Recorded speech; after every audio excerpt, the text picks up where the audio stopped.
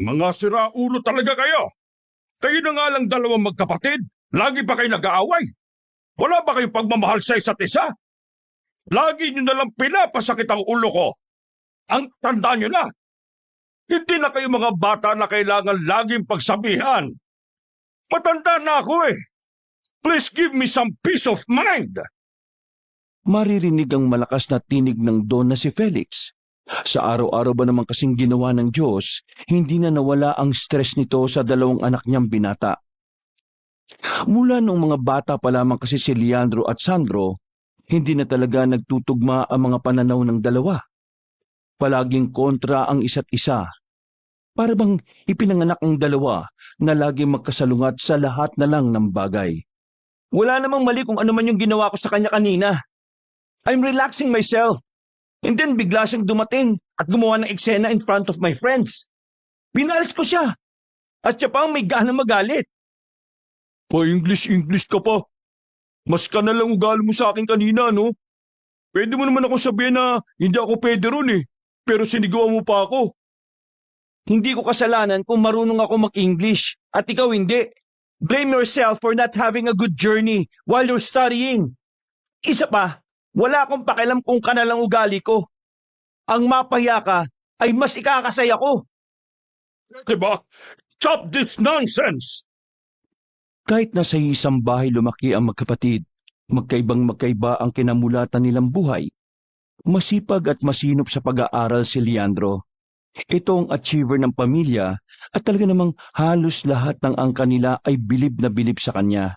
Sa katunayan, ito nga ang inaasahan na magmamana at magpapatakbo ng kanilang mga negosyo sa oras na mawala na si Don Felix. Kung si Leandro ay matalinong may tuturing, kabaliktaran naman ito si Sandro. Hindi nito tinapos ang pag-aaral dahil sa sobrang katamaran. Katwiran ng binata, formalidad lang ang pag-aaral. Mas mahalaga para sa kanya kung papaano didiskarte sa buhay. Dahil sa ganitong pananaw ni Sandro, hinaiinisan niya ang kanilang angkan. Walang kwentang anak ang tingin sa kanya ng lahat. Dahil din dito, kailanman ay hindi siya nakikitaan ni Don Felix ng potensyal na maging tagapagmana ng kayamanan niya. Tumigil na kayo! Nakikiusap ako, pwede ba? This is not the right time para magkagulo tayo. Meron tayong dapat asikasuhin. Naglakad ng Don palapit sa sofa at walang ganang umupo. Kita agad na magkapatid na tila stress na ang kanilang ama. Tapos dinagdagan pa nila. Bakit Papa? May problema ba sa business natin? Wala naman. Tungkol lang ito roon sa matandang babae na hanggang ngayon ayaw pa rin pumayag na ibenta sa akin ang bahay at lupa nila. Hindi kasi natin pwedeng gawing farm ang nabili nating lupa hanggat may nakatira pa roon. Di ba nag-iisang tao na lang naman ang hindi pumapayag? Hindi ba talaga pwede? Is there any solution? Hindi nga pwede. Malit lang naman ang barangay na yon. Malit lang din ang magiging farm natin. Isang malaking sagabal para sa kanya at para sa atin kung nandoon pa siya. Ay, pwede na ba akong umalis? Total, wala naman akong alam sa pinag-uusapan nyo eh. Isa pa, wala rin naman ako may tutulong dyan. No, dito ka lang. You need to listen. Dahil sasamahan mo itong kapatid mo sa ipapagawa ko. Huh? Bakit ako? Ang dami-dami dyan. Nandiyan naman yung alalay niyang si Danaro. Tatlo nga kayo ang mag-aasikaso. Wala akong ibang mapagkakatiwalaan kundi kayo lang. Walang kwenta ang mga abogado na nakakausap ko. Isa pa, gagawin mo na lang ito bilang nakatatandang kapatid ni Leandro. Wala namang problema sa akin, Papa. Ang inaalala ko lang, baka maging problema itong si Kuya. Alam mo naman, puro palpak ang mga lakad nito. Well, kayo na ang bahalang dumiskarte. Kapag hindi kayo nagtagumpay, pareho kayong sablay para sa akin. Mamayang gabi, bumalik kayo sa baryong yon. Kausapin niyo muli ang matandang babae. Gawin niyo ng mapayapa ang pangungumbinsi sa kanya. Kilala niyo ako. Ayaw na ayaw ko ng bayolente.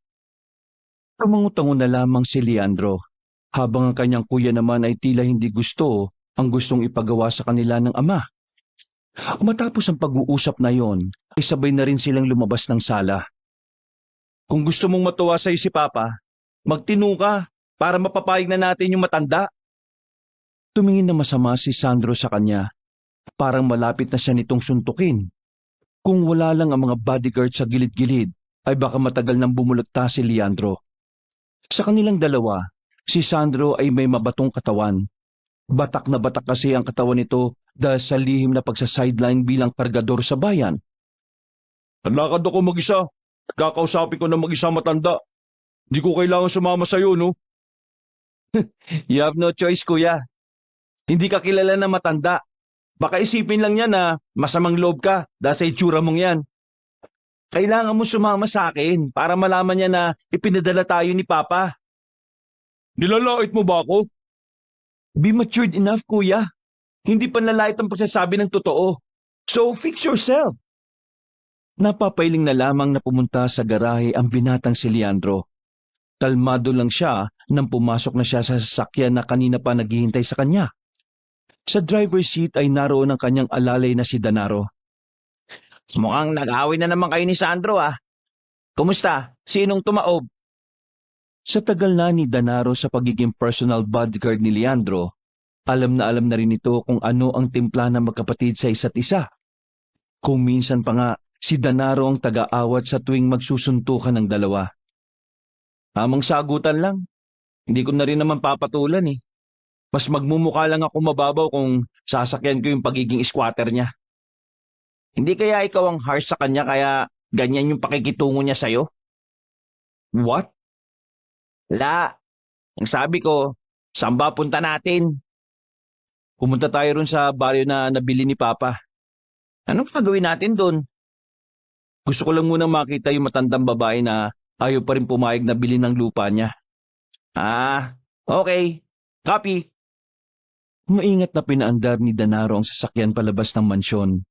Nakita pa nilang naglalakad sa gilid ng kalsada ang kuya ni Leandro ng si Sandro. Hindi na kasi yun natutulog sa mansyon. Dumadalaw-dalaw lang yun doon dahil may sarili tong bahay na pinamana ng kanilang namayapang ina. Sure ka ba na hindi natin siya babalikan? Hayaan mo siya maglakad mag-isa. Makalipas lang ang halos kalahating oras, nakarating na rin sila sa sinasabing baryo. Medyo madilim na ang paligid dahil sa sapit na rin ang gabi. Yun ang unang pagkakataon ni Leandrong pumunta roon. Wala siyang ideya na kahit maliit lang ang baryo, maganda at malinis ito sa loob. Sa isang banda, tila naintindihan ni Leandro ang dahilan ng matanda kung bakit ayaw nitong umalis. Sa lahat kasi ng residente doon, yun na lang ang hindi pumipirma. Akala ko ba, isang tao na lang hindi pumipirma? Bakit ang dami pa rin yatang tao rito? Well, according to our lawyer, hindi na muna pinaalis ang mga tao rito hanggat may isa pang hindi napirma. Sabay-sabay silang papaalisin. Isa pa, mabait naman si Dad eh. Hindi naman niya agad papaalisin ng mga tao rito. Hihintayin niya munang maanin ng mga taga rito ang mga pananim nila. Bait ng tatay mo, no? Tapos, yung dalawa niyang anak eh, parang ano lang. I'm sorry? Wala. Ang sabi ko, ipaparada ko na lang tong sasakyan ng maayos. Bumaba na rin sila ng sasakyan maya-maya. Sa suot nila, halata agad ng mga taong naroon na hindi sila basta-basta. Mababait ang mga taga roon. Ang iba pa nga ay bumabati sa kanila at ngumingiti. Habang naglalakad, aksidenteng nakabanggaan nila ang isang dalaga. May kapayatan ng dalaga kaya kahit nasagi lang ni Leandro ng mahina ito, natumba agad ang babae at nagkalat pa ang mga nilalako nitong kalamansi. Diyos ko naman, miss. Hindi ka kasi tumitingin sa dinaraanan mo eh. O ano, ayos ka lang ba? Nanatiling nakatayo lang si Leandro sa gilid. Si Danaro na ang nag-asikaso sa babae at tinulungan nitong maibalik ang mga kalamansi sa basket. Pagkatapos, binagpagan muna ng babae ang kweta nito dahil medyo maalikabok doon. Sorry, hindi kita napansin eh. Nakatingin kasi ako sa ibang direksyon. Naguluhan, maraming dugo. May mga nakahantusay na katawan. May mamamatay. Nakatingin ng babaeng si Linda sa ibaba habang sinasabi yon. Salubong naman ang kilay ni Leandro.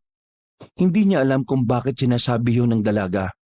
Samantalang sobrang layo naman ito bilang tugon sa paghingi niya ng paumanhin. Miss, sorry pero alam mo sinasabi mo. Huwag niyo nang ituloy. Ang alin? Kung ano man ang gagawin ninyo, huwag niyo nang ituloy. Marami ang mapapahamak. Sorry, but what are you trying to say? Hindi ka namin maintindihan eh. Tara na boss, hayaan mo na. Baka may saltik. Okay, we need to go. Sorry ah. Palisin niyo na lahat. Huwag lang siya. Napailing na lamang si Leandro sa sinabi ni Linda. Hindi na lamang nila yon pinansin. Pero medyo nabahala si Leandro. Dahil nakahawak ang babae sa kaliwa nitong braso. Palagay niya ay nagsaktan ng babae sa banggaan nilang dalawa. Ipinagpatuloy na lamang niya ang paglalakad. Wala pang 10 minuto ay nakarating na rin sila sa bahay ng matandang babae. Nasipat nila ang matanda na abalang nagsasalang ng panggatong sa lutuan. Wala naman silang balak sanang kausapin yon. Gusto lang makita ni Leandro ang itsura na matanda. Sa itsura niya kasi binabase sa unang tingin kung ang isang tao ba ay mabuti. Ano sa tingin mo? Sa nakikita ko, mukha siyang mabuting lola eh. Parang napakasipag niyang tao.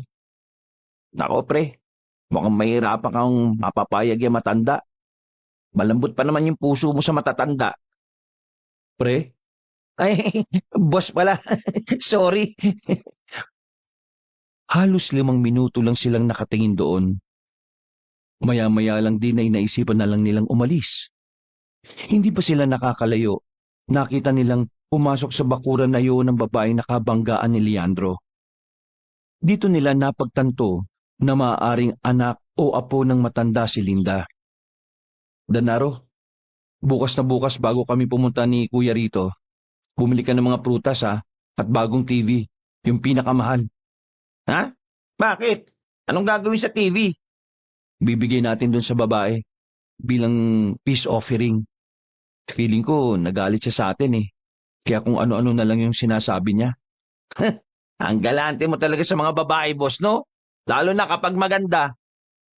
Sinasabi mo bang babaero ko? Ay, hindi naman. Pero, depende. Naglakad na rin sila palabas ng baryong yon. Pasakay na sila ng sasakyan nang may makita silang matandang lalaki na naglalakad. May hawak-hawak itong sanga ng kahoy. Medyo kukuba-kuba na rin. Nakatingin yun sa kanila kaya sandali silang naintriga. Umarang si Danaro kay Leandro. Para kasi dito kahina-hinala ang mga tingin na matanda. Bakit tay? Kilala niyo ba kami? Hindi ko kayo kilala. Pero base sa dala niyong sasakyan at sa mamahaling kasuotan, palagay ko nabibilang kayo sa mayayamang angkan. Kung wala po kayong sasabihin na malaga, maglakad na po kayo. Pilin niyo ang baryong ito. Tsak na malaking benepisyo ang makukuha din niya. Naglakad na ang matanda palayo habang tumatawa-tawa na mahina. Ano boss? Tumpa ko? My God, weird old man. Tara na nga. Nauna nang pumasok ang binatang si Leandro sa sasakyan at sumunod naman si Danaro. Maingat nitong pinaandar ang sasakyan.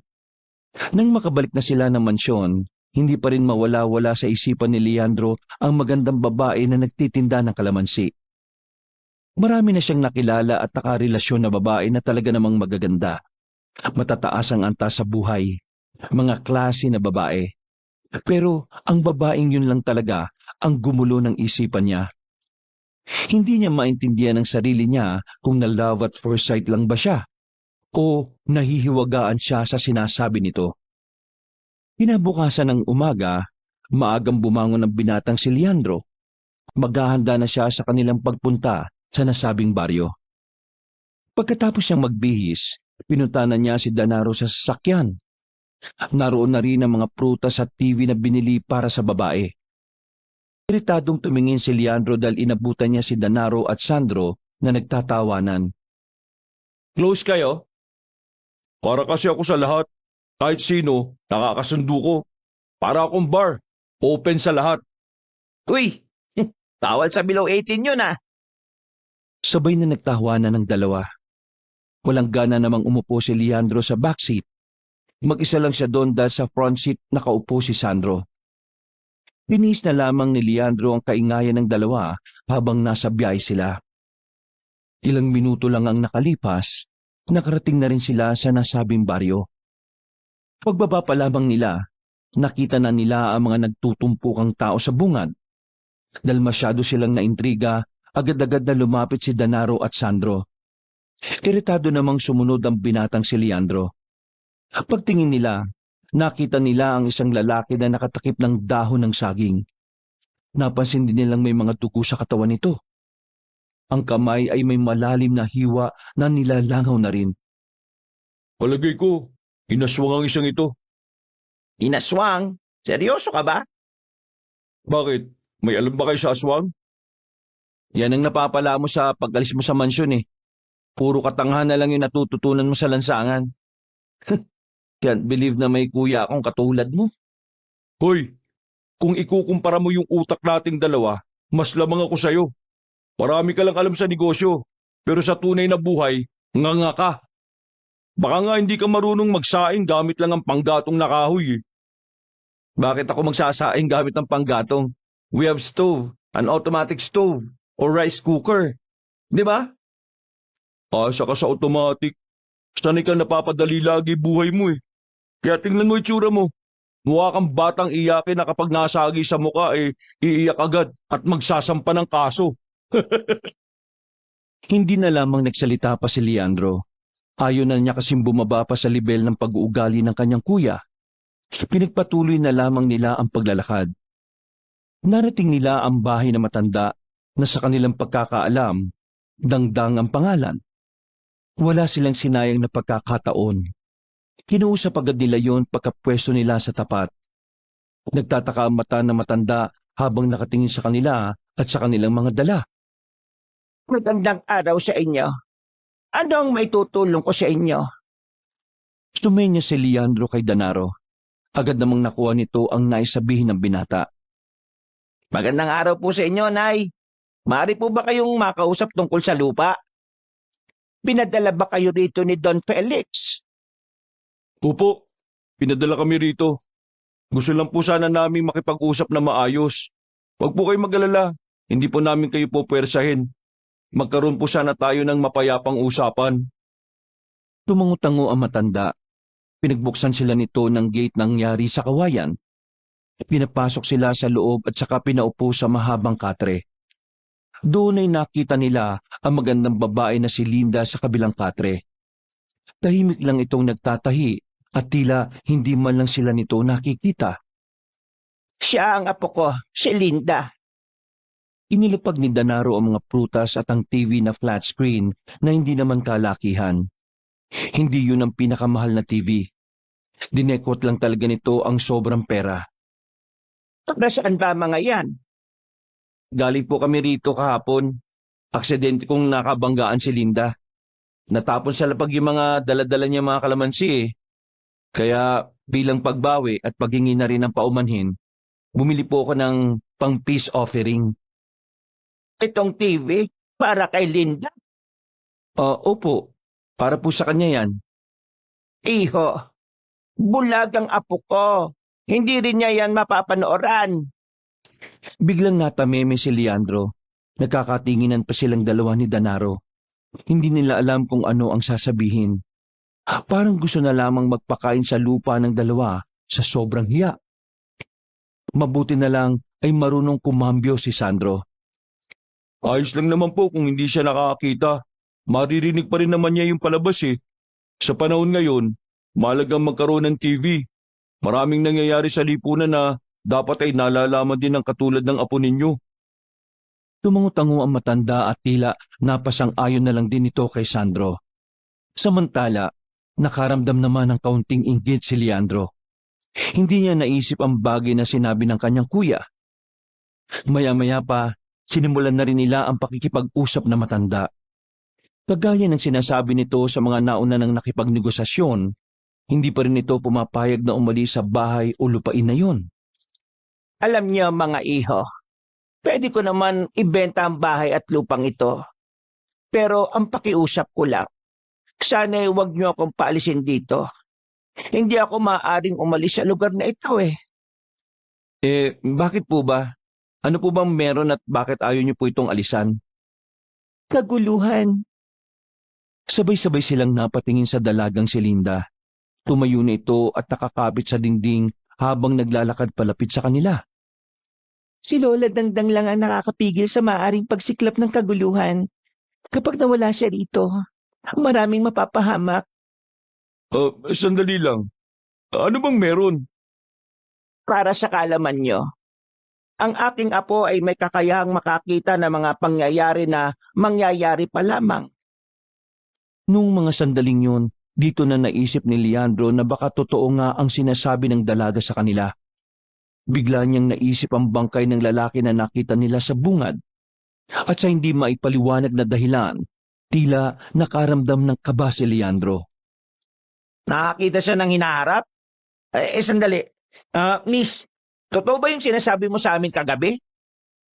Lahat ng pangitain ko ay nangyayari kung hindi pipigilan. Kagaya na lang ng nangyari sa lalaking pinagkakaguluhan ngayon ng mga tao. Sa maniwala man kayo o hindi, biktima yon ng aswang. O di ba? Sinasabi ko na sa inyo eh. Mga aswang ang dumali sa lalaking yun eh. Sandali lang Paano magiging biktima yon ng aswang? Hindi naman totoong may ganong nilalang. That's only an urban legend. Inaasahan ko na talagang hindi kayo maniniwala sa sasabihin ko. Ito rin ang dahilan kung bakit hindi ko pwedeng sabihin sa inyo ang dahilan kung bakit ayaw kong umalis dito. Mga iho, pakisabi sa Don, napapayag akong ibenta na itong lupa kung talagang gusto niya. Pero ang kapalit nun, hindi pa rin ako aalis sa baryong ito, lalong-lalo na sa bahay na ito. Lola, sasama ako sa kanila. Gusto ko makausap ang Don. Wait miss, sigurado ka ba dyan? Hindi ka ba natatakot sa amin? Kung may gagawin kayong masama sa akin, makikita ko kagad yon. Pero ayos lang ba sa inyo na sumama sa amin ng apo ninyo? Ngumiti at tumango ang matanda sa kanila na parabang malaki ang tiwala nito sa kanila. Ibalik nyo lang siya ng ligtas dito. Bago sumapit ang tanghali, umalis na rin sila roon para magbalik ng mansyon. Si Sandro ang nag-alalay sa dalaga. Sa hindi naman maalamang dahilan, tila nainggit si Leandro kaya inagaw niya ang kamay ng babae. Huwag niyong sabihin na pareho kayong may gusto sa babaeng ito. Bago sila umalis, biglang naalala ng babaeng bulag ang basket nitong maraming laman na kalamansi. Yung tinda kong kalamansi, baka kung pwede pakibalikan. Miss, hindi ka naman magtitinda ng kalamansi eh. Ang sabi mo, ako na lang ang kukuha. Hintayin niyo lang ako rito. Napasimangot na lamang si Leandro nang magbida-bida na naman ang kanyang kuya. Lumipas lang ang ilang minuto at nakabalik na rin si Sandro. Bumiyahin na rin sila agad bago pa sila abutan ng mainit na tirik ng araw. Pagkarating nila sa mansyon, nagtataka ang mga tao roon kung bakit may daladala silang babae. Sa sala, napatayo ang Don nang makitang tila nag-aagawan si Leandro at Sandro sa pag-alalay sa dalagang si Linda. Teka. What's the meaning of this? Who is she? Leandro? Sandro? Sino ang babaeng yan? Apo po siya na matandang ayaw umalis sa lupa nila. Nandito siya para kausapin kayo. Kausapin ako? Magandang tanghali po sa inyo, Don Felix. Narito po ako para kausapin kayo tungkol sa panganib na maaaring mangyari. Nagtataka man ang Don ay pinaupo na rin niya ito sa sofa. Nagulat si Don Felix nang biglang hawakan ng dalaga ang kanyang kamay. According to her grandma, may kakayahan siyang makakita ng mga bagay na mangyayari pa lang. Kaya niya ring makita ang ilang parte ng hinaharap ng isang tao. Tamimi ang Don sa narinig. Maya-maya lang ay binitiwan na rin ng dalaga ang kamay ng matandang lalaki. Huminga ng malalim si Linda at tumarap sa mukha ng Don na para itong nakakakita. Don Felix, nakita ko kayo. Umiiyak kayo dahil sa pagkamatay ng malapit niyong kaibigan. At dahil sa pagkamatay nila, mamadalin mong kunin ang baryo para gawing farm. Pero dahil sa desisyon na ginawa mo, ay maraming mapapahamak, maraming mamamatay. Alam mo, Iha, hindi ako naniniwala sa mga hula-hula. Hindi ito hula. At mas lalong hindi ko ito sinasabi sa inyo para lang itigil nyo ang gusto nyong pagpapaalis kay Lola. Kapag hindi nyo hinayaan ang Lola ko, mabubuhay ang aswang na matagal nang nahihimlay. Maghahari ang aswang at malalagay sa alanganin ang buhay ng mga tao. Magsasalita pa sana si Don Felix nang biglang dumating ang sekretarya nito. Daladala nito ang cellphone at sinabing may tumatawag. Nang sagutin niyo ng Don, ay nabitiwan nito ang cellphone. Nanlalaki ang mga matang nakatingin kay Linda. What happened, Papa? Papa, ayos lang ba kayo? Ang kaibigan ko, si Don Paterno, patay na! Nagulat silang lahat nang sabihin niyo ni Don Felix. Pare-pareho nilang napagtanto na mabilis na nangyari ang kasasabi pa lang ni Linda. Sa puntong yon, nawala na sila ng dahilan para hindi paniwalaan ng dalaga. Makalipas ang ilang sandali ay umalis na muna si Don Felix para puntahan ang kaibigan nito. Hapon na ito nakabalik at inabutan pa nito sina Linda sa sala. At dahil sa pangambang baka totoo nga ang mga nakikita ni Linda, nakagawa na ito ng desisyon. Masama ang kutob ko sa maaaring mangyari. Kaya naman, nagdesisyon ako na payagan na ang pananatili na matanda doon sa bahay. Pero sa isang kondisyon. Ano pong kondisyon?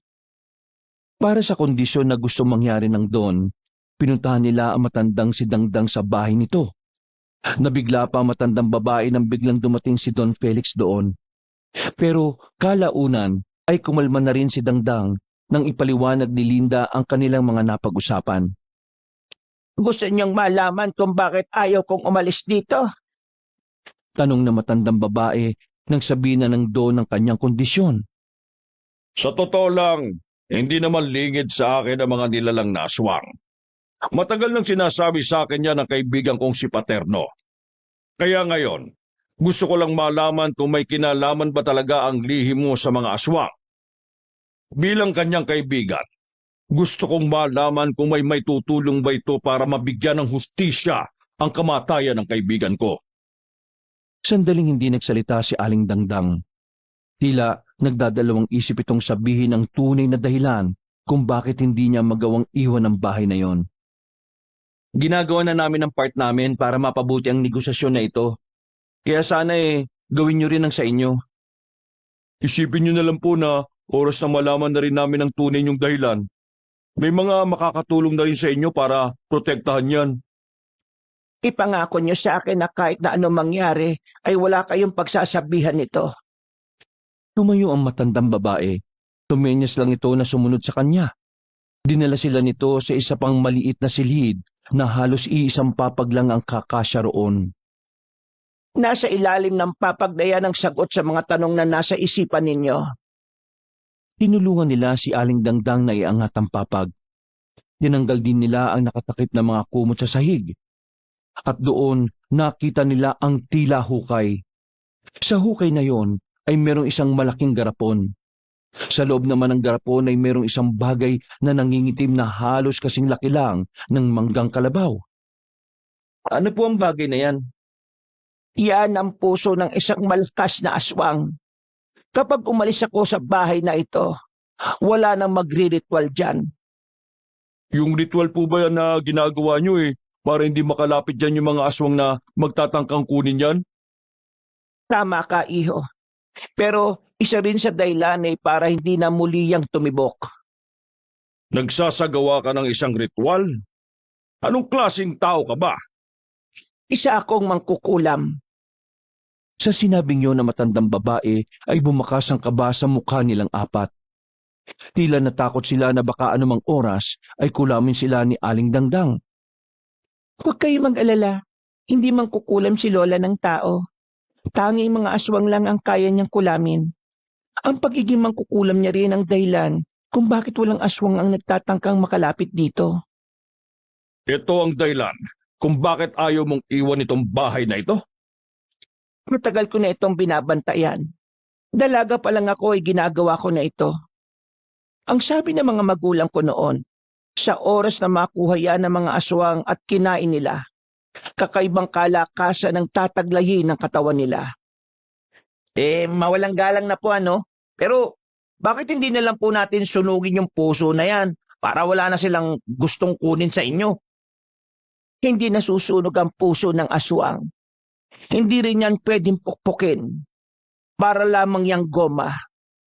Ang tanging paraan lang para mawala na ang pusong yan ay saksakin niya ng punyal na pagmamayari ng pinakamalakas na albularyo. Saan naman po natin makukuha yung punyal na yon? Hindi ko rin alam. Kaya nga habang wala pang punyal, ginagawa kong lahat para walang makakuha ng pusong ito. Diyos mio, hindi pa rin ako makapaniwala na nangyayari ang lahat ng ito. Miss, pwede mo bang alamin kung ano yung mangyayari sa inaharap? Hindi ko nagagawa palagi ang kakayahan ko. Kapag nararamdaman ko lang na may makikita, doon ko yun nagagawa. Minsan din, bigla-bigla na lang lilitaw ang pangitain ko na yun sa utak ko. Ngayong alam niyo na ang lihim ko. Paano ko makakasiguro na ililihim niyo rin ito? Sisimulan ko na ang pagpapaalis ng mga tao sa baryong ito. Itong bahay mo lamang ang may iwan. Magtatalaga ako ng mga tao ko rito para kahit papaano magbabantay sa inyong maglola. Makakaasa ka na hindi ito malalaman ng iba. Sa katunayan, handa akong makipagtulungan para mapanatiling wala sa kamay ng mga aswang ang pusong yan. Papa, hayaan mo ako manatili rito. Ano bang sinasabi mo? Saan ka naman titira dito? Bida-bida na naman to eh. Kahit saan. Basta gusto ko lang tumulong. Gusto kong tumulong sa pagpuprotekta sa kanila. Kahit na papano may alam naman ako sa mga aswang eh. O sige, bahala ka sa buhay mo. Ako rin, gusto ko rin manatili rito. At ano naman ang pumasok sa utak mo, Aber? Alam mo naman nakatuwang kita sa mga negosyo natin. Gusto ko rin protektahan si Linda. Nagkatinginan si Aling Dangdang at Don Felix. Tila batid na ng dalawang matanda kung ano ang nangyayari. Hindi mo kakayanin ng buhay sa ganito. Ang mabuti pa, bumalik ka na lang sa mansyon. Baka kagating ka lang ng lamok dito Magsampa ka na ng kaso Anong tingin mo sa akin, mahina? Oo, ganun nga. Mahina? Baka ikaw ang mahina. Natatakot kang may kakumpetensya ka. Kakumpetensya? Bakit? Naglalaban ba kayo para kay Linda? Biglang nanahimik ang magkapatid. Matalimang tingin nila kay Danaro. Habang si Don Felix at Aling Dangdang naman ay tahimik lang. Ay, sorry. Hindi na ako magsasalita. Sabi ko nga Naputol na ang usapan na yun nang pumayag na si Don Felix na manatili roon si Leandro. Napapailing na lamang din si Sandro dahil hanggang doon ayaw na ayaw pa rin ni Leandro na nalalamangan. Kagaya ng napag-usapan, pinaalis na ni Don Felix sa mga taong nakatira sa baryo maliban na lang sa maglola.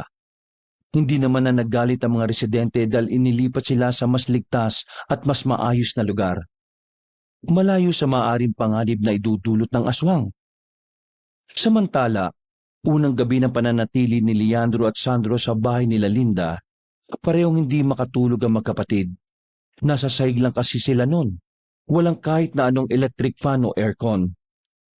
Umusok ka nga ron.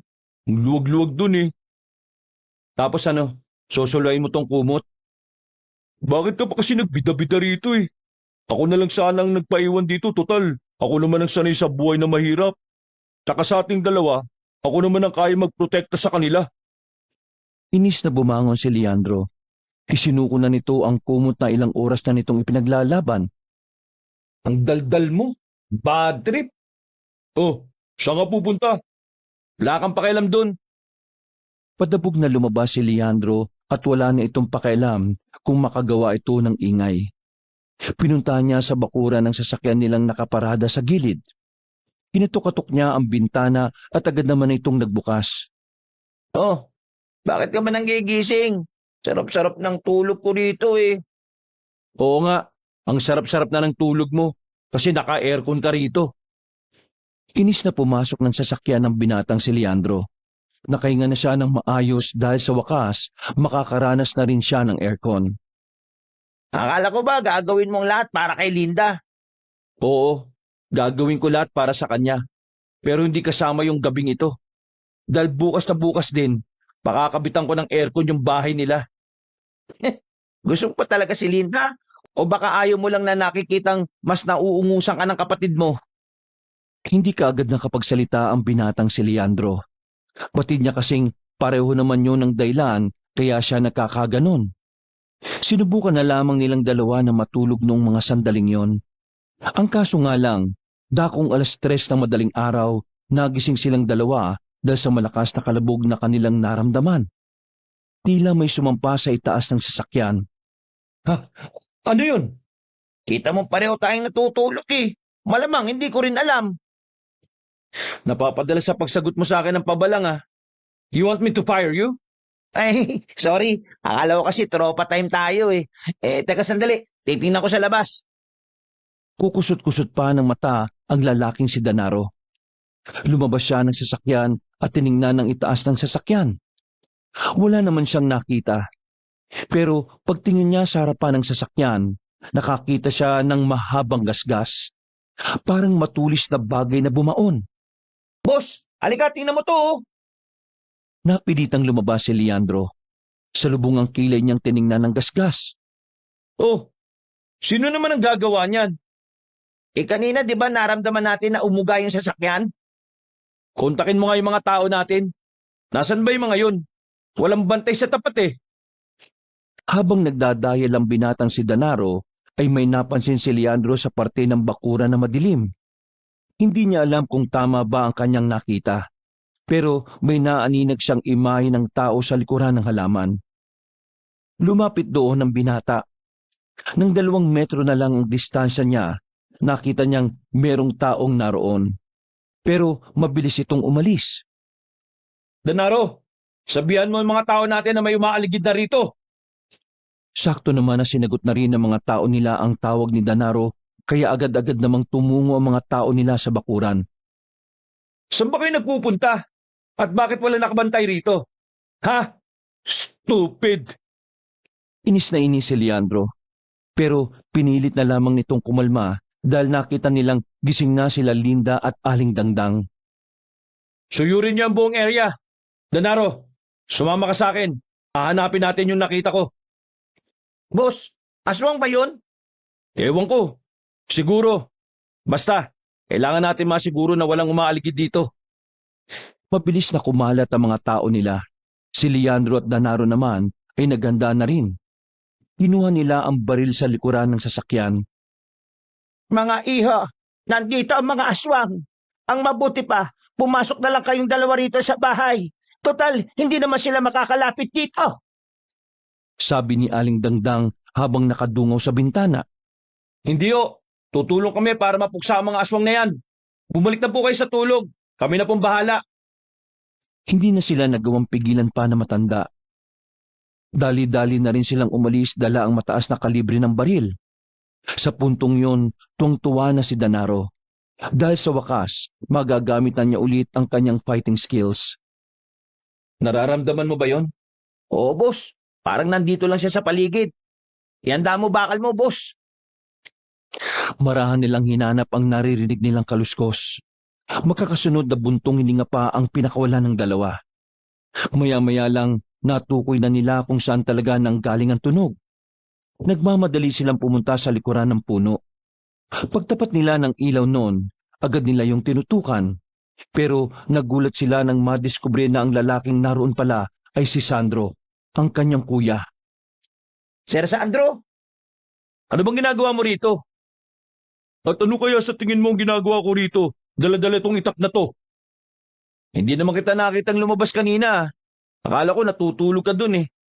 Bida-bida ka talaga. Hoy, ikaw ang bida-bida. Kahit wala kang alam sa aswang, nandito ka. At talaga hindi mo ako mapapansin na lumabas dahil tulog pa kayo. Wala na ako sa bahay nila Linda. Sa madaling sabi, hindi ako natulog. Oh, baka mag-away pa kayo niyan, ha? Pero teka, kanina pa nasa labas? Oo, mas nalibot ko na nga itong bado kaysa sa mga tao niyong natutulog lang sa van eh. Lalong nakaramdam ng insecurity ang lalaking si Leandro. Lumalabas kasi na mas maabilidad talaga kaysa sa kanya ang kanyang kuya. Ayaw man niyang aminin pero totoo ang sinabi ni Sandro sa kanya na pagdating sa tunay na hamon ng buhay, marami pa siyang kakaining bigas. Natigil lang ang kanilang usapan nang may marinig na silang umangil. Sabay-sabay silang umupo sa likuran ng puno. Hindi lang isa, hindi lang dalawa o tatlo, kundi maraming aswang ang naroroon. Noong mga sandaling yon, kalmado lang naman silang tatlo. Pero kahanga-hanga talaga ang pinapakita ni Sandro noon. Bigla na lamang kasi itong tumayo at tumindig na itak lamang ang dala. Tingnan mo itong isang to, bida-bida na naman. Boss, mukhang di lang siya basta bida-bida. Tingnan mo yung tindigan. Parang sanay na sanay talaga siya sa ganitong sitwasyon eh. You know what? Sa kanya ka na lang kaya magtrabaho. Lagi mo na lang siya pinupuri eh.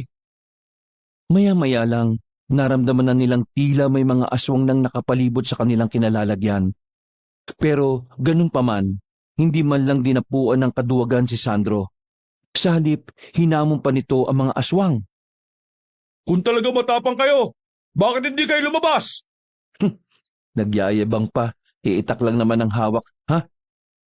Natameme si Leandro nang makita kung papaanong tinaga ni Sandro ang isang aswang na bigla na lamang lumitaw sa likuran nito. Kitang-kita ang pagiging sanay ng lalaki sa pakikipaglaban.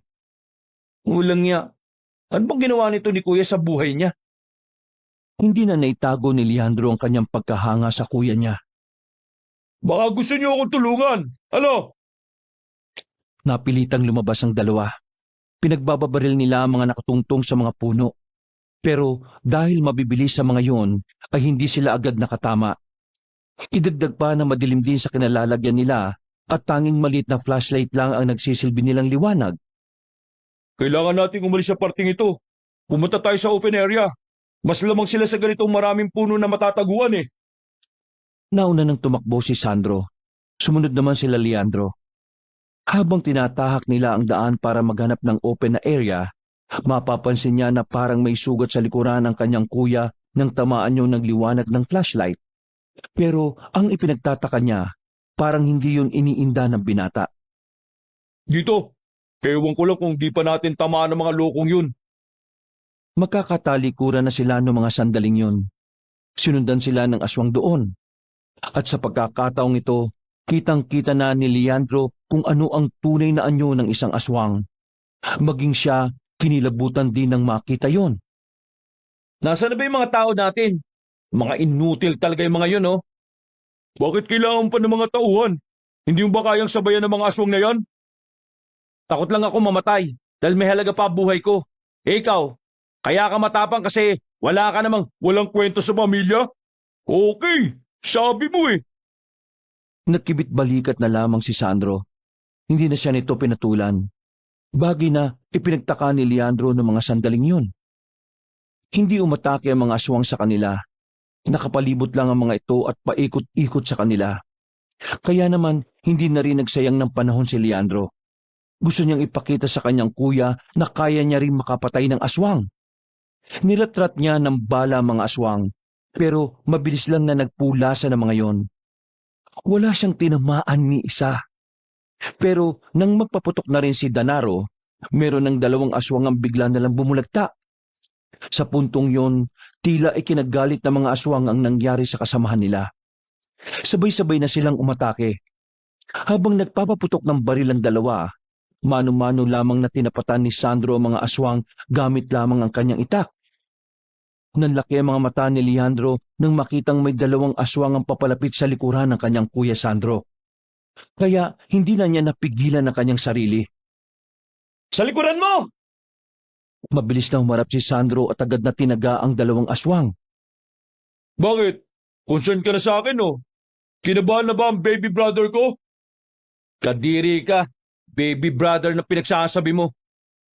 Nagpatuloy ang labanan. Kalaunan ay napilitan na lang din ng mga aswang na umatras. Habang tumatagal, unti-unti silang nalalagas. 5 aswang na ang napatumba nila. 5 aswang na ang napatumba nila, Leandro. Mabilis na nagsigapangan ng mga aswang palayo roon. Sinubukan nilang habulin ngunit nakapasok na ang mga yon sa kagubatan. Mga boss, wala ba kayong mga sugat? Sir Sandro, may sugat ka sa likuran, no? Wala yan. Nadali lang ako kanina ng aswang nung tulog pa kayo. Sigurado ka bang ayos ka lang? Dumudugo yung likuran mo, oh. Huwag mo kong intindihin. Sanay ako masaktan. Umamin ka nga. Ano bang ginagawa mo sa buhay mo? Bakit? Nagulat ka ba sa mga nakita mo? Ang dami mo talagang dada. Hindi ka na lang sumagot kaagad eh. Kapag nagkaroon ka ng interes sa buhay ko, malalaman mo rin ang sagot sa tanong mo. Tara na, balikan na natin si Linda at Aling Dangdang. Nauna nang naglakad si Sandro sa kanilang dalawa. Napailing na lamang si Leandro dahil sa pagiging pamisteryoso ng kanyang kuya. Pagbalik nila sa bahay na maglola, naabutan nilang naroon ang mga tauhan nila. Inis na pinagbabatukan ni Danaro ang mga yon. Mga inutil! Saan ba kayo nagpunta? Bakit kami pa yung nakaharap ng mga aswang? Puntahan niyo ang bangkay ng 5 aswang doon. Talin niyo rito. Yun na yung huling trabaho niyo. Dahil bukas, tanggal na kayo. Parang mga batang nagmamadaling umalis sa mga yon. Samantala, nag-aalala namang lumapit sa kanila ang bulag na si Linda. Ayos lang ba kayo? Hindi ba kayo nasaktan? Kami? Nasaktan? As you can see, ayos lang naman kami. Danaro naman, maging sensitibo ka naman. Kita mong hindi ka nakikita eh. Tapos may as you can see ka pang nalalaman dyan. Ay, pasensya na Linda, ah. Pero ayos lang naman kami. Itong si Sandro lang, may sugat sa likuran. Buti na lang hindi mo nakikita. Kasi kung nakikita mo lang yung sugat niya, baka sobra ka mag-alala. What do you think you're doing? Ako? King! Sandro, halika. Alalayan mo ako sa loob. Ipapagamot natin niya kay Lola yung sugat mo. Inalalayan na ni Sandro ang dalaga. Paghawak ni Linda sa kamay ng lalaki, bigla itong napatigil. May kung anong malungkot na pangitain ang nakita niya. Pero hindi na lamang nito sinabi kay Sandro. Hanip din eh, no? Kinaya makalabas ng mag-isa tapos magpapaalalay papasok sa loob. Ako naman kasi busi. Ang bagal-bagal mo dumiskarte. Kapag ganun, dapat mabilis ka. Sige ka, baka maunahan ka ng kuya mo. Kita mo naman yung galawan ni Sir Sandro, di ba? Pang veterano. Kaunting-kaunti na lang, hahanap talaga ako ng ibang alalay. Naniningkit ang mga mata ni Leandro na iniwan na lamang ang alalay. Pagpasok niya sa loob, sinimulan na ni Aling Dangdang ang panggagamot sa sugat ni Sandro. Napangawi si Leandro nang makita ang sugat ng kanyang kuya. Inakala niya na simple at maliit na hiwa lang yun. Pero mahaba at medyo malalim pala ang sugat nito. Hindi ko alam kung papaano mo nagagawang harapin ang mga aswang, iho. Pero humahanga ako sa katapangan mo. Mga manunugis lang ang kilala kong kayang labanan ng mga aswang na itaklang ang gamit. Ganun po ba? Naku, maraming salamat po sa papuri ninyo. Pero iho, wag na wag kayong magiging kampante. Hindi pa natin nakakaharap ang mga aswang na higit na malalakas at mabibilis. Hindi ko po inaalis ang posibilidad na yon, Aling Dangdang. Sa katunayan, alam ko rin na may iba't ibang uri ng aswang. Sandro, sabi mo sa akin, ikaw bang lalaki nagligtas sa akin nung munti ka na akong atakin ng mga aswang? Buti naman at naalala mo. Oo, ako yun. Nagkataon lang kasi na papauwi na rin ako noon. Maraming salamat ha. Pasensya ka na't hindi ko kagad nahalata. Kung nakakakita lang sana ako, edi sana. Kung nakakita ka lang, edi sana alam mong nandito rin ako at nakikita mga kaharutan yung dalawa. Magpagamot ka na lang dyan. At ikaw naman, manood ka na lang. Pwede namang walang landian, di ba? Pasigaw at galit ang pagkakasabi ni Leandro. Hindi na nito napigilan ng selos. Napatingin na lamang sa kanya si Sandro at Aling Dangdang na kapwa nagtataka. Habang si Linda naman ay natameme. Nang mapagtanto ni Leandro na nakakaya nga ang ginawa niya, mabilis siyang lumabas ng bahay na yon at nagmukmok na lamang sa loob ng sasakyan. Lumipas na ang 1 linggo mula nang manatili ang magkapatid sa poder ni Aling Dangdang. Maayos na rin nakakatulog si Leandro sa loob ng bahay ng maglola. Dahil kagaya ng kanyang pinangako, binilan niya ng aircon ng bahay kahit na alam naman niyang maraming butas ang bahay ng matandang babae. Sa mga nakalipas na araw, naging mas komplikado rin ang lahat. Hindi na kasi makahanap ng tauhan si Danaro. Tumatanggi ang mga yon kapag nalalaman na aswang ang kailangang kalabanin. Kaya naman ilang araw at gabi na rin silang hindi mapalagay dahil sa panganib na anumang oras ay maaari nilang maranasan. Danaro, ano bang balita sa mga hinahanap nating tao? Hindi pwedeng wala tayong mga tauhan dito. Nakita mo naman na marami ang mga aswang. Baka mas marami pa sila kapag bumalik sila. Nasa biyayang dalawa noon habang pabalik pa lamang sila sa bahay ni Aling Dangdang. Galing sila sa mansyon para ibalita kay Don Felix ang kanilang kalagayan. Negative, boss. Ang hirap makahanap ng tao. Maatras kapag aswang ang kalaban eh. Tingin ko, halos lahat na ng mga organisasyon ng mga security ngayon aware na sa mga aswang. Napailing na lamang si Leandro dahil sa pagkadismaya. Sumasakit ang ulo niya. Gustong-gusto na niya makapagpag-good shot kay Linda. Pero hindi naman umaayon sa kanya ang panahon. Ilang sandali lang ay nakarating na rin sila sa baryo. Huminto sila saglit dahil may matandang lalaki na nakaharang sa bukana ng baryo. Hindi nila alam kung ano ang ginagawa nun, pero meron itong tinatanaw sa loob. Binusinahan ni Danaro ang matandang lalaki, pero ngumiti lang sa kanila yon nang humarap. Hindi na nakatiis si Danaro at binabanan niya ito. Tay, baka pwede kayong gumilid. Hindi naman po kayo si Superman para saluin itong malaking bakal na may gulong na dala namin. Kailangan nyo nang kunin ang baryong ito. Dahil kung hindi, mauunahan kayo. Ha? Kay Don Felix naman tong baryo na to ah. Sino makakauna sa amin? Huwag kayong kasigurado. Baka mamaya hindi pala ito sa inyo. Nalalapit na. Nalalapit na ang pagbabalik ng mga tunay na nagmamay-ari nito. At sa oras na makuha na nila ang dapat nilang makuha, siguradong hindi na ulit sisikat ang araw para sa nakararami. Tumawa-tawa pa ulit ang matandang lalaki. Dinig pa ni Leandro ang mga sinabi nito dahil sa lakas ng boses ng matanda. Sira siguro yung ulo na matandang yun. Kung ano-ano na lang ang mga pinagsasabi. Masama ang kutob ko sa matandang yun eh. Bakit? Tinatanong mo ako kung bakit? Di ba bodyguard kita? Dapat alam mo agad sa unang tingin pa lang kung yung isang tao ay mapanganib o hindi. Wala naman ako nararamdaman panganib sa matandang yun eh. Parang 2 uod na nga lang hindi pumipirma sa certificate of death nun eh. Huwag kang pakampante. Baka magulat na lang tayo. Aswang pala yung matandang yun. Hindi na nakapagsalita pa si Danaro. Pinaandar na lamang nito ang sasakyan papasok ng baryo. Nang marating na nila ang bakuran ni Aling Dangdang, ay inabutan nilang maraming kalalakihan ang nasa tapat. Nagtatakang bumaba si Leandro at Danaro at saka madaling pumasok sa loob. Anong ibig sabihin nito?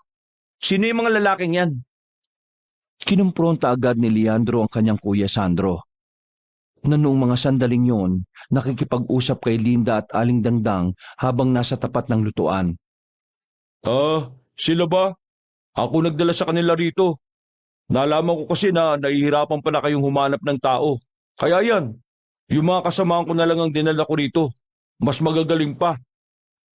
Kasamahan? Sabi mo na nga, Sir Sandro, ano ba kayo? Di tao. Natawa si Sandro sa sarili niyang joke. Pati si Linda ay hindi na rin napigilang matawa. Hindi ako nakikipagbiruan ha. Hindi birong ginagawa natin dito. Uubusin natin ang mga aswang para maitayo na natin ang farm dito. Hindi tayo pwedeng basta-basta kumuha na lang ng mga taong pipitsugin. Hindi sila basta-basta tao lang, no? Ano magagawa ng mga yan? Itak? Lalabanan niyo ang mga aswang gamit ang itak?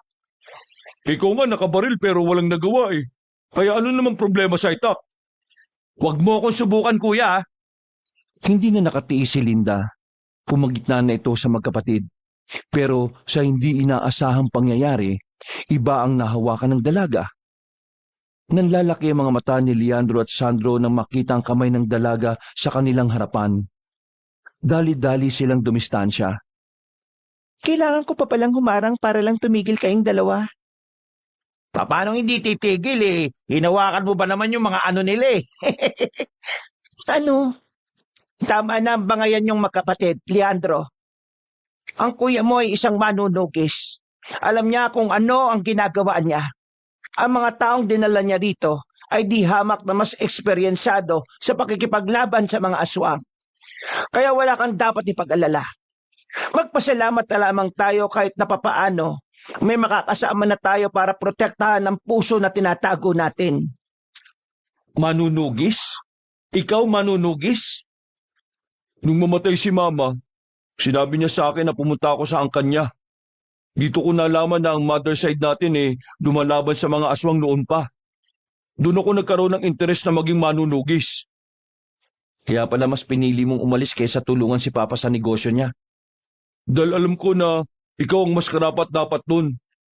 Magkaibang talino natin. Kaya simula pa lang, Leandro, wala akong plano makipag-agawan sa'yo kung ano man ang mana na maiiwan ni Papa kapag nadedo na siya. Ikaw lang naman itong laging galit eh. Hindi na nakapagsalita pa si Leandro. Minabuti na lamang nitong lumabas ng bahay. Pagpunta niya sa bakuran, pinagtitinginan pa siya ng mga manunugis na lalaki. O bakit? Anong problema nyo? Uy, hindi ang kalaban. Ano ka ba? Mainit ang ulo ko. Huwag kayong haharang-harang. Saan ka naman pupunta? Uy, Diyan ka lang. Magpapalamig ako ng ulo. Hindi na sumunod si Danaro sa kanya. Naglakad na lamang si Leandro nang hindi niya alam kung saan nga ba talaga siya pupunta. Hinayaan na lang niya kung saan siya dadalhin ng kanyang mga paa. Nang mapagtanto niya na masyado na pala siyang malayo, tumigil siya at sandaling sinuyod ang tingin ng paligid. Party pa ba ng baryo to? Nakita niyang nakalabas na pala siya ng bakod. Kaya naman pakiramdam niya ay hindi na rin yung sakop ng baryo na kinalalagyan niya. Babalik na sana siya nang marinig niyang tila may tao sa paligid. Mabilis niyang binunot ang baril na nasa tagiliran. Isang matandang lalaki ang lumabas mula sa likuran ng halaman. Teka, ikaw yung matandang... kung nga yan. Tawagin mo na lang akong Hipolito. At pakisabi na rin kay Dangdang na nakita mo ko, ha? Diyan ka lang. Huminto ka. Ipuputo ko to. Sige ka. Huminto ang matanda. Biglang nawala ang ngiti nito at sumeryoso ang muka. Sino ka ba? At anong ginagawa mo rito? Magugustuhan mo ba ang sagot sa tanong mo? Sabi mo lang sa akin kung sino ka. Ang dami yung pang pasakali. Kaya mo bang iputok yan sa matandang katulad ko? Hindi ka ba dinadapuan ng konsensya sa katawan? Alam kong hindi ka lang basta matanda. Kaya pag lumapit ka pa, hindi ako magdadalawang isip na iputok to sa'yo. Hindi iputok mo! Dahan-dahang lumapit sa kanya matandang si Hipolito. Nang hindi yun tumigil, hindi na nagdalawang isip si Leandro kundi iputok ang baril. Inasinta niya sa muka ang matanda. Pero laking gulat niya nang bigla yung nakailag. Nakatalon at nakasampa sa puno. Kapag nakuha na namin ang dapat makuha, katapusan nyo ng mga tao. Sinasabi ko na nga ba isa kang aswang Nagpaputok pa si Leandro, pero dahil mabilis ang matanda ay hindi niya pa rin yung tinamaan. Umalis na lamang ang matanda at hindi na niya yun hinabol pa. Namalaya na lamang niya na nasa likuran na pala niya si Danaro at Sandro. Boss, ano nangyari? Ayos ka lang? Sino binabaril mo, ha? Danaro, yung matanda kanina. Aswang siya. Binaril ko siya pero hindi ko siya tinamaan.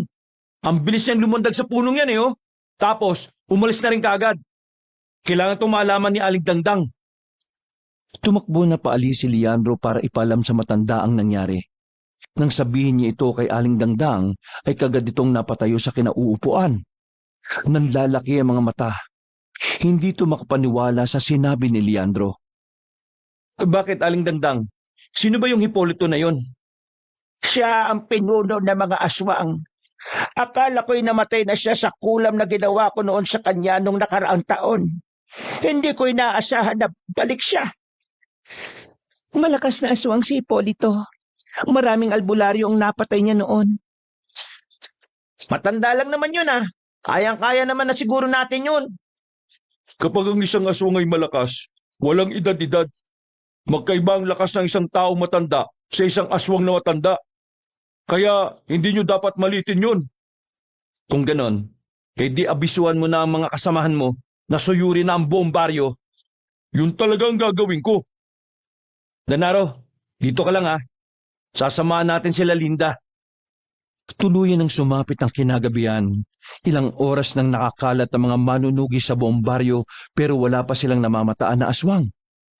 Samantala, katatapos lang magluto ni Linda at Leandro ng mga sandaling yon. Sinabihan na ni Leandro si Danaro na tawagin ang mga manunugis para kumain na muna. Hindi ko inakala na masarap ka pala magluto. Kahit wala ka nakikita alam na alam mo pa rin ang gagawin. Paningin lang naman ang nawala sa akin. May panlasa naman ako. Isa pa, tinuruan ako ni Lola noon na magluto. Kaya marunong naman ako. Kung hindi mo mamasamain, pwede ko bang malaman kung paano ka nabulag? Ang kwento sa akin ni Lola noong bata pa ako, may sinira akong bahay ng mga duwende. Nainis sa akin ng mga duwende at tinanggalan nila ako ng paningin. Pati pala yan? Totoo rin? Sandaling bumuntong hininga ang dalaga. Binitiwan nito ang sandok. Leandro, maraming salamat sa pagprotekta mo sa amin. Kung tutuusin, yung lupain lang naman dapat ang inaatupag ninyo rito Pero pati kami, nagiging intindihin nyo pa. Mabait na tao si Papa. Hindi niya hayaan na may mapahamak sa lupain na binili niya. Isa pa, magiging problema din naman namin yung mga aswang na yan kapag naitayo na namin yung farm dito. Leandro, may pagtatapat ako sa iyo pero huwag ka sana mabibigla. At sana, kung ano man ang sasabihin ko, gusto kong kayanin mo. Sa puntong ito, tila kinakabahan na si Leandro. Hindi niya alam pero ang unang pumasok sa utak niya, mababasted na siya kahit na hindi pa naman siya opisyal na nanliligaw. Napalunok siya ng laway. Ilang segundo siyang hindi nakapagsalita. Leandro, nandiyan ka pa ba? Oo, nandito pa ako. Huwag ka nang kumapaka pa, baka iba na naman ang mahawakan mo Sige na, sabihin mo na kung ano yung sasabihin mo. Tatanggapin ko yan at pangako, hindi ako magtatanim ng sama ng loob. Pipilitin ko na lang na maging masaya for you. Because love is like a roses. Ang sinasabi mo, wala naman itong kinalaman sa ating dalawa Tungkol ito sa kuya mo. Ha? Bakit? Anong meron sa kanya? Leandro, nang mahawakan ko ang kamay ng kuya mo, meron ako nakitang masamang pangitain. Lalong bumilis ang tibok ng puso ni Leandro. Pakiramdam niya ay hindi niya magugustuhan ang maririnig niya. Pero may kung anong parte pa rin ng utak niya na nagsasabing dapat niyang malaman kung ano yon. Nakita ko na napahamak ang kuya mo. Kritikal ang kalagayan niya. Base sa pangitain ko, sa loob ng isang silid siya mamamatay. Yun lang ang nakita ko. Pero Leandro, lahat ng pangitain ko ay pwedeng mapigilan. Ang mga nakikita ko ay mga babala lang na may oras pang iwasan. Noong mga sandaling yun, hindi na napigilan ni Leandro na mapaluha. Buti na lang ay hindi nakakakita si Linda. Ayaw niyang makita ni Linda ang mahinang bersyon ng sarili niya. Mahal naman ni Leandro ang kuya niya, kahit na madalas silang hindi magkasundo. Hindi niya pwedeng itanggi na mahalaga sa kanya si Sandro. Sadyang kinakain lang talaga siya ng inggit.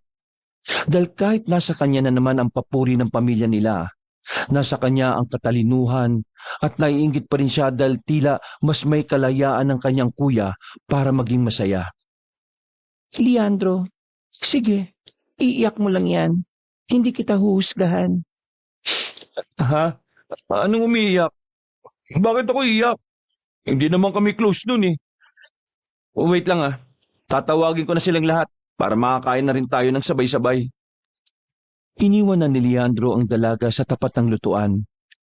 Nakasalubong niya pa si Aling Dangdang at nakita siya nitong umiiyak. Hiyang-hiya si Leandro noon. Pinigilan na lamang niyang umiyak dahil ayaw niyang ipakita sa kanyang kuya na mahina siya. Hanggang sa magsimula na silang kumain ay gulong-gulo pa rin ang utak ni Leandro. Lihitimong totoong nangyayari kasi ang mga pangitain ni Linda. Kaya naman hindi niya maiwasang hindi matuliro. Pre, ayos ka lang ba? Kanino pa hindi ginagalaw yung pagkain mo eh. Gusto mo, galawin ko na? Hindi, ayos lang ako. Hindi ka okay, no? Tinanggap mo nga lang na pre ang tawag ko sa iyo eh. Ano ba problema, boss? Danaro, masama ba akong tao? Bakit mo naman tinatanong yan eh? Nasa harapan tayo ng pagkain. Tumingin pa sila sandali sa kabilang lamesa. Nakita ni Leandro kung gaano kasaya ang kanyang kuya habang kaharap ang mga kasamahan nitong manunugis. Gusto ko lang malaman kung may karapatan ba akong malungkot. Boss, hindi ka talaga okay, no? Ang kilala kong Leandro hindi marunong magdrama eh. Ngumisi na lamang si Leandro. Nung gabing yon, nanatiling dilat ang mga mata ni Leandro. Hanggat maaari kasi, ayaw niyang mawawala sa paningin niya si Sandro. Kung tutusin, pwede naman niyang ipaalam sa kanyang kuyang tungkol sa pangitain ni Linda. Pero hindi niya alam kung bakit hindi niya kaya. Sigurado dahil lumaki siyang hindi sanay na nagpapakita ng pagmamahal sa ibang tao. Nagdaan pa ang ilang araw, nakakabahala para sa kanila na walang paramdam ang mga aswang. Mas pinalawig na nga rin nila ang pagroronda. Pero kahit kaunting bakas na mga salot na nilalang ay wala naman silang makita. Uy, Leandro, nung nakaraan ko pa napapansin na tingin ka ng tingin sa akin Tapos, sunod ka rin ng sunod. Kung nasan ako, nandun ka rin. Langaw ka ba? Kung nasan ang tae, nandun ka. Nagpakita ng sarkastikong ngiti si Leandro. Sinusundan kita para mabantayan ko yung mga galaw mo. Baka kasi gumagawa ka na naman ng kasisira ko kay Papa eh. Kilala kita, Leandro. Mga bata pa lang tayo. Malalim ka na mag-isip para gumawa ng dahilan. Hindi ganyan ang mga dahilan na sinasabi mo sa akin kapag gusto mong may gawin kang kakaiba. Ay nako, bahala ka sa buhay mo. Sige, sumunod ka lang ng sumunod. Malay mo, sa mga susunod na araw hindi mo na ako masundan. Hindi nakapagsalita si Leandro, pero sa kanyang kalooban ay meron siyang nararamdaman na kaba. Hindi na lamang niya yun pinahalata. Nung gabing yon, maaliwalas ang paligid. Tila wala silang pinaghahanda ang panganib. Perpektong sandaling yon dahil bukod sa malamig ang simoy ng hangin, nakakagaan din ang pakiramdam ang huni ng mga kuliglig sa paligid. Boss, tumawag si Don Felix. Sabi niya, kailangan mong puntahan ngayon yung isa sa mga kliyente niyo sa bayan. Anong Sabihin mo, hindi ako pwedeng umalis dito. Pero sobrang importante daw nun. Malaking kliyente daw yun. Mas importante to kaysa doon. Kasi nandito si Linda, no? Higit pa ron. Si Aling Dangdang, type mo, no? Tumingin na masama si Leandro kay Danaro. Walang ano-ano ay bigla niya itong binatukan. Hoy, kung wala kang masabing matino, pwede ba manahimik ka na lang muna? Napailing na lamang si Danaro. Maya-maya pa, habang nasa kalagitnaan sila ng pagbabantay, bigla na lamang silang naalarma ng isa sa mga kasama nilang manunugis ay humahangos na bumalik. Pasan-pasan nito ang kasama nitong duguan. Ayon dito, ang mga aswang daw ay paparating na. Sa puntong ito, naalarma na silang lahat. Malakas ang loob nilang lumusob dito. Ibig sabihin ba nito kaya na nilang kunin ang puso? Mga kasama, kailangan na natin maganda. Nandito na mga kalaban natin. Nagtayuan ang mga manunugis, habang sila Linda naman ay agad na pinapasok ang sugatan na lalaki para maagapan. Danaro, abisuhan mo na yung mga medic na pumunta rito. Sigurado kong maraming magiging sugatan sa mga kasama natin. Sige, Kapi. Teka, saan ka pupunta? Sasamahan ko si Kuya. Wow, kuya na ang tawag Hoy, sandali! Hindi na nagpatumpik-tumpik pa si Leandro. Sinundan na niya ang mga manunugis. May mga naiwan namang manunugis na nagbabantay kina Aling Dangdang. Kaya kahit na papaano ay panatag ang loob nilang hindi mapapahamak ang mga yon. Oh, bakit ka nandito? Akala ko ba magbabantay ka kina Linda? Pwede ba? Huwag ka na nga magtanong na magtanong. Idol mo siguro ako, no? Gustong-gusto mo siguro makita kung paano ako lumaban. Hinayaan na lamang ni Leandro ang kanyang kuya sa pagyayabang nito. Itinuon na lamang niya ang atensyon sa inaabangan nilang mga aswang. Habang nakatago, nararamdaman na rin nila ang presensya ng mga nilalang. Alerto mga kasama. Nang matanaw na nila ang mga aswang sa kanto, hindi na sila nagsayang ng pagkakataon. Nagsilabasan na sila para ambushin ang mga yon. Pero ang hindi nila alam, may mga nakalibot na rin palang aswang sa kanila. Hindi nagpahuli si Leandro. Nag-focus siya na matindi at saka inasinta ang mga aswang. Sa pagkakataong yon, kahit na papaano ay nakakatama na siya. Pero kinailangan niyang ratratin ng bala dahil hindi namamatay ang aswang sa isang tama lang ng bala. Ano ba? Dikit ka ng dikit. Hindi ako makakilos eh. Dami mo namang arte. Biglang tumakbo si Sandro para atakihin ang mga mas malapit na aswang. Sumunod din naman agad dito si Leandro. Basta kung nasa ng kanyang kapatid, kailangan naroroon rin siya. Hindi pwedeng makalingat. Pinangako niya sa kanyang sarili na gagawin niya ang lahat para pigilan ang sinasabi sa pangitain ni Linda. Kuya, kahit na ano mangyari, huwag kang papasok sa kabahayan ha. Sandaling napatigil si Sandro sa kanyang narinig. Noon lang niya ulit narinig na tinawag siyang kuya ni Leandro nang walang halong pang-iinsulto. Ano man tinutunga nga mo? Maraming kalaban oh. Pinagpatuloy ni Leandro ang pagpapaputok. Nang maubos na ang bala ng kanyang Armalite, inilabas naman niya ang 45 na baril. Asintado niyang pinatatamaan ng mga aswang. Noong mga sandaling yon, napansin ni Leandro ang matandang si Hipolito na naglalakad na palayo. Parang wala yung pakialam sa nangyayaring kaguluhan. Si Hipolito, pupuntahan si Aling Dandang. Lintik, hindi pwede. Tara! Umalis silang magkapatid sa labanan. Binalikan nila sila Linda. Pagdating nila roon, nadatnan nila ang mga kasama nilang nakahandusay na sa bakuran. Habang si Danaro naman ay may sugat na sa kaliwang kamay. May pahabol pa pala. Hindi na pinatapos ni Sandro na makapagsalita ang matandang lalaki. Nagmamadali niya yung inatake gamit ang itak nito. Pero sa kasamaang palad, hindi niya tinamaan ang matandang aswang. Nahawakan siya nito sa liig at saka binalandra sa gilid. Lalapitan pa sana ulit yun ni Mang Hipolito pero nagpaputok na si Leandro. Tinamaan niya sa katawan si Mang Hipolito. Dahilan para mapadistansya ito. Ilang beses na sinundan ni Leandro ng putok ang matanda. Pero sa mga sunod na tira niya ay nagagawa na nitong makailag. Masyado kang mapapela. Aatake na sana si Mang Hipolito kay Leandro pero pinukulan ni Sandro ng kutsilyo ang matanda. Tinamaan ng matandang aswang sa kaliwang balikat. Sinamantala na nila yon para makalapit kina Linda. Pumasok kayo rito. Hindi siya makakalapit sa atin dito. Sabi ng matandang babae habang hawak-hawak ang malaking garapon kung saan naroroon ang kulay itim na puso. Pagpasok nila sa loob ng bahay, dito na mas kinabahan si Leandro. Lalo pa siyang nabahala na makita si Linda na parang merong bagong pangitain. Kuya, huwag ka nang lumaban. Ako nang bahala. Anong pinagsasabi mo? Hindi mo siya kaya mag-isa. Makinig ka lang sa akin kung ayaw mo mapahamak. Bantay mo na lang sila Aling Dandang. Hindi pwedeng makalapit ang aswang na yan.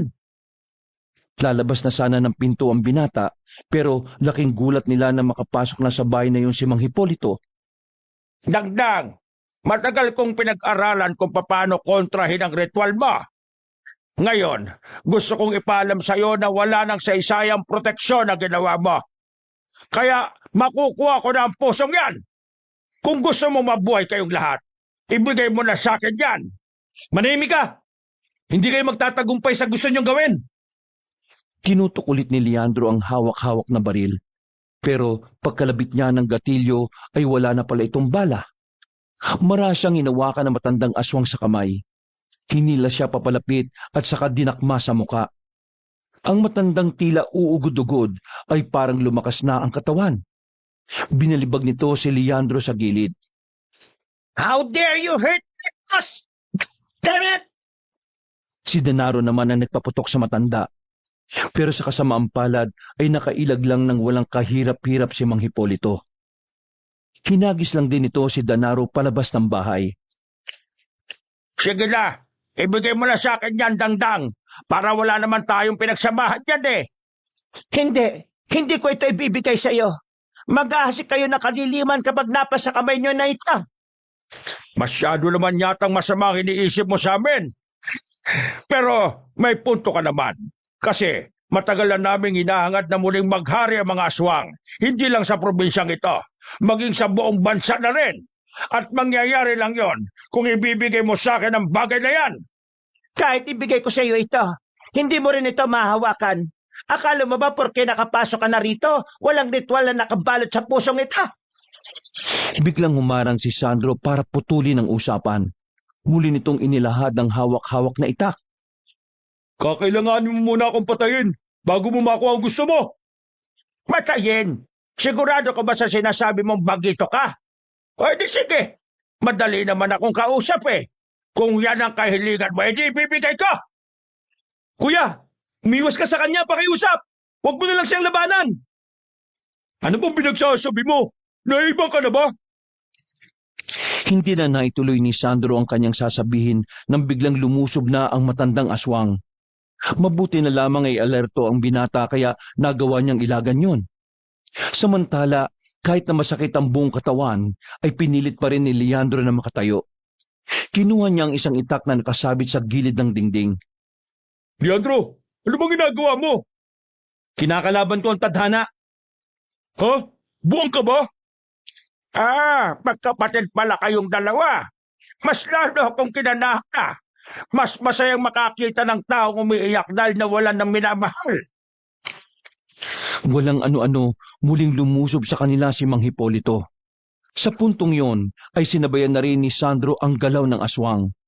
Sa mga unang sandali ay kinakaya pa ni Sandro ang matanda. Pero kalaunan, naramdaman na niyang tila habang tumatagal, mas lumalakas at mas bumibilis si Mang Hipolito. Hanggang sa tuluyan nang natamaan si Sandro, sumirit ang dugo ng binata mula sa hita nito. Dahilan para mapaluhod na ang kaliwang tuhod ni Sandro.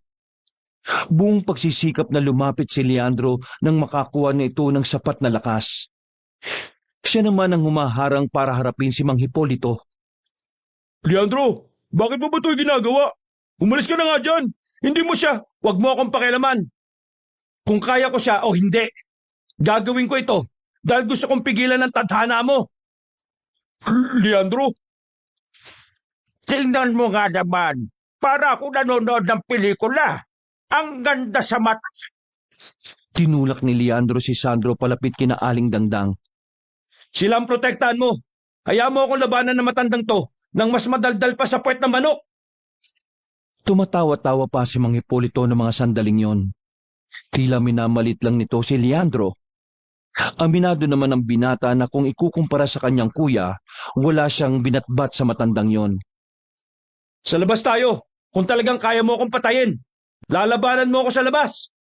Sige, bibigyan kita. Marami pa naman akong oras eh. Tingnan ko lang kung hanggang saan niyang yabang mo. Nauna nang lumabas ang matandang aswang na si Hipolito. Tinapakan pa nga nito ang kamay ni Denaro sa daan. Sumunod naman si Leandro. Maya-maya pa, sinimulan na rin ng matandang aswang ang kanyang pag-atake. Hindi pa seryoso ang matanda, pero bumagsak agad si Leandro. Boss! Leandro! Lalabas pa sana si Sandro noon pero pinigilan na siya ni Linda at Aling Dangdang. Diyan ka lang kuya. Ako nang bahala rito. Muling tumayo si Leandro kahit nasugatan na ang hita nito. Maigpit pa rin ang hawak niya sa itak. Muli, umatake na naman si Mang Hipolito. Pero sa pagkakataon na yon, nautakan ni Leandro ang matanda. Sinabuyan niya ng lupa ang mukha ng aswang. Dahilan para sandali itong mawalan ng paningin. Sinamantala yon ni Sandro. Buong puwersa niyang hinagupit ng itak sa lieg si Mang Hipolito. Sa lakas ng pagkakataga niya, ay parang gripong tumagas ang dugo nito. Nung mga sandaling yon, inakala ni Leandro na patay na ang aswang. Pero bago yung bumagsak, nagawa pa talaga nitong kalmutin siya. Dahilan para bumagsak muli si Leandro sa lupa. Nang malagutan ng hininga si Mang Hipolito, tuluyan na ring nawalan ng malay si Leandro. Iika-ikang tumakbo si Sandro palapit sa kanyang kapatid. Agad niya itong inilagay sa kanyang braso ang ulo ni Leandro at pilit itong ginigising. Hoy, gumising ka! Huwag ka magbiro ng ganyan! Kinalmot ka lang eh! Pagtingin nila sa dibdib ni Leandro, ay kita nila ang mahabang hiwa na medyo malalim din. Sakto namang dumating na ang medik na kinontak ni Danaro. Wala silang sinayang na pagkakataon. Mabilis nilang isinakay si Leandro doon at itinakbo sa ospital. Hindi alam ni Sandro ang gagawin niya nung mga sandaling yon. Iyak lang siya ng iyak. Anong nangyari? Kumusta si Leandro? Kakarating lang ni Don Felix sa ospital nang malaman nito ang nangyari. Kinalaban niya yung pinuno ng mga aswang pa. Kasalanan ko ito eh. Hindi ko dapat siya hinayaan eh. Wala kang kasalanan. Ginawa lang ng kapatid mo ang tingin niyang makabubuti. Ipagdasal na lang natin na sana malagpasan niya itong nangyari. Halos 2 oras silang naghintay sa labas ng ospital. Maya-maya lang ay lumabas na rin ang doktor at sinabi sa kanilang stable na ang kalagayan ng binata. Sobrang ginhawa ang naramdaman nila sa kanilang sarili dahil doon. Naiyak na lamang sa tuwa si Sandro. Makalipas ang ilang araw, nakalabas na rin ng ospital si Leandro. Alam na rin ni Sandro ang dahilan kung bakit nagbuwis ng buhay si Leandro para sa kanya. Dahil dito, naging maganda na ang relasyon ng magkapatid.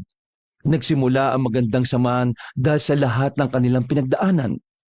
Samantala, hindi nagtagumpay ang mga aswang sa kanilang binabalak. Naubos na mga manunugi sa mga salot na nilalang. Ang maglolang Linda at Dangdang naman, nanatili pa rin sa bahay na yon, kahit sinisimula na ang pagsasaayos ng farm.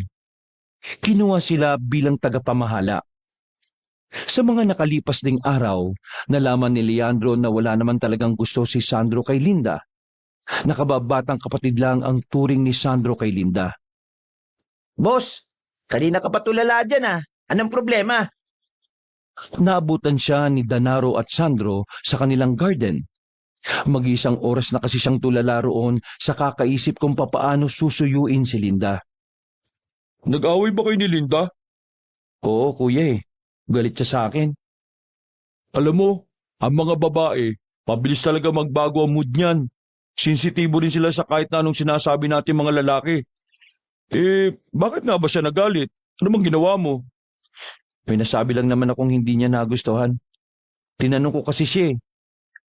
Ano? Tinanong ng alin? Tinanong ko kasi siya kung meron na rin ba siyang pagtingin sa akin. Ayun, nagtampo, umalis. Loko ka palang kumag eh. Alam mong bulag, tatanungin mo ng ganun. Anong tawag mo sa akin? Sorry sir, sorry boss. Ang mabuti pa, bawiin mo yung sinabi mo.